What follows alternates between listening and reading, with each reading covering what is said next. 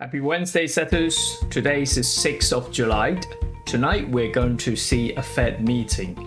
Is J-Powell going to increase the interest rate in an aggressive way, or are we going to see a change of tone?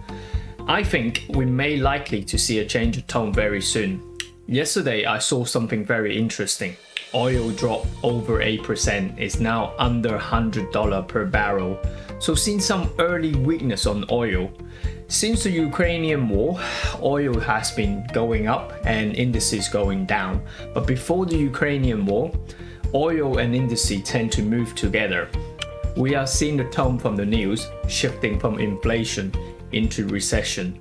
So we'll be very interested to see what's going to happen in the news tonight from the Fed meeting. If you're not in any position, I suggest you not to take anything. I do want to go long on silver on a reversal trade and potentially buy some stocks. So let's get right in. Okay, I'm going to start off a bit differently today. I'll start off with silver. This is a weekly chart. You can see the $19 area is very significant. Loads of interaction. Loads of previous support. Now we're back to this level, which I think we're likely to have a bounce. Seasonally is quite bullish as well for silver, so I'm looking to go long on silver. I'm aware of the FOMC meeting, so I might take the trade after the meeting or maybe during the meeting. So let's see. I have a potential level that I marked. I need to see which we are racing, trying to break. Need to break above this 1940 area. So now maybe we'll see a little retracement back to this level. But this afternoon, if you are members, I will post some of the silver stock that I'm going to buy at what level and plans like that. If you're not members yet, very simple. If you like what we do, subscribe to my YouTube channel, put a comment on this video, then I'll personally add you into the community. Thank you. So oil is potentially on my list to buy. Gold is actually stuck in the middle of nowhere, so I'm not big fans of that. But you can see yesterday a couple of very speculative moves, a big selling bar, no follow through. Okay, so it's very suspicious on this. I don't like suddenly a big drop and then dead, no follow through on that. Okay. So gold, I'm not gonna really trade it. I did buy some gold stock. I am happy to hold it and then see. I see price may go back to test close to the 2000 area. It takes a few months to develop these sort of things anyway. So I may come to my interest when I get it back above the 1800 area on gold. But silver first because it's a nice solid level. Oil that I mentioned yesterday.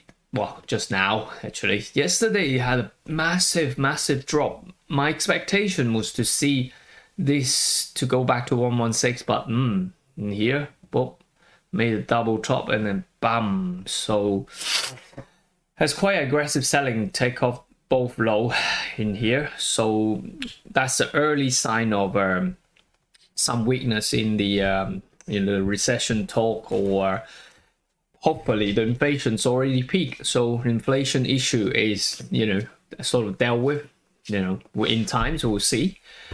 But yeah, it's looming on the recession talk now, so certainly both things no good for indices short term anyway. So let's see what it brings in the summer or after the summer. Oil's weakness, and then the funny things with indices yesterday. Start off with Nasdaq first. It started off quite bearish on in the morning, so a little throwaway back under the line, and then boom, now price is looking to break this 118. If it does, I'll be looking to trade some of the intraday stocks, technology, going long anyways. That's the plan, because if I go and back up to a daily chart, you will see as a flag in here. So this is quite actually it's a quite bullish flag, because if this channel break, I can see it potentially go back to under 13,000 area. Okay, so got a bit of room to trade to the upside on Nasdaq. S&P 500 is still got a little bit of work to do. Okay, so it's still got this, so I see it could potentially break this channel as well, the under to 4,200. But to get in, we'll have to see what the Fed meeting will do. I might be aggressive if let me drop down to the daily pivot today.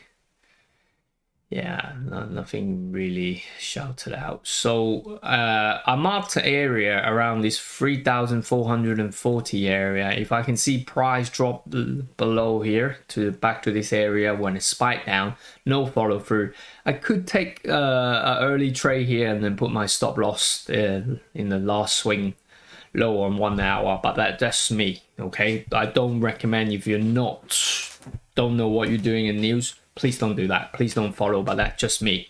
Another safer option, if we do see price, let's get that spike down, make a base, we may want to trade the breakout, or come back 3,820 and take it long from here. So the next hourly higher low to take it long, or ultimately, of course, break this. But I like to be in early. That's just me.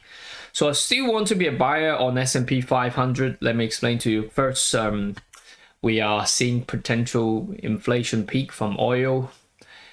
Dollar is the one that I want to say, I don't get excited. I actually look at the opposite side. The biggest bullish bar, try to break the resistance and then no follow through. That looks quite suspicious, very, very suspicious to me. As they look bullish, usually at the end of the trend when I see that this kind of bar is exhaustion bar. So, I don't really get very excited about that. In fact, I like to look for a reverse, okay, on that end. So potentially it's on my card to see that dollar may be reversing, but because of the Fed meeting, I'm not going to be so eager, and I can't really see a pair that is clear direction to trade. Kiwi was on the list, but now it's below this, so it really needs to get back up to 62 at least, or 62.50 before I consider to take a trade. Pound is back to the 119 again, with a lot of talks about the prime minister or the politics stuff. Perhaps it's probably wise just to stay away from this at the moment. Euro again is below the 103 area, so need to get back above this 103 first before I consider to take a long on euro. So mainly focus on indices to go long, to be honest. Cryptocurrency. Yesterday I did a post on social media, said is Bitcoin going to break the 20,000? We seem to be finding a base in this area around the 20k, but it's very weak. We may see this trend line break and then try and test maybe around the 28 under 30,000 area. I can't see it go much higher. If this price is attractive, usually turn around very quickly. So ultimately I see it roll and break the 20,000. So I will be looking for shorting opportunity when it pull back to around 30. Sometime it's nice and just go straight back down, but sometime it could play out like go here, make it, and then double top, sell here, and then go again. So depending on your preference, how you want to trade it, I will definitely look for the first one. And if it doesn't go according to plan, I will plan to sell the second one. But ultimately, short to mid-term, I'm looking to be a seller of cryptocurrency. Ethereum, yep, similar things, daily making a base, but it's very weak. So probably, looking at under the 2,000 area, look for a reversal pattern, and I will look to sell it on Ethereum. So ultimately for cryptocurrency to fight back is, first I need to see more indication that I see a reversal pattern or some exhaustion selling on S&P 500 first. But I don't think that will likely to happen until end of the year anyway. If you do have any question, drop me a message on Discord. If you're not in there, drop me a message on the YouTube video, then I'll personally add you in there. Otherwise, we'll see you tomorrow at 2 p.m. for the live trading. Thank you.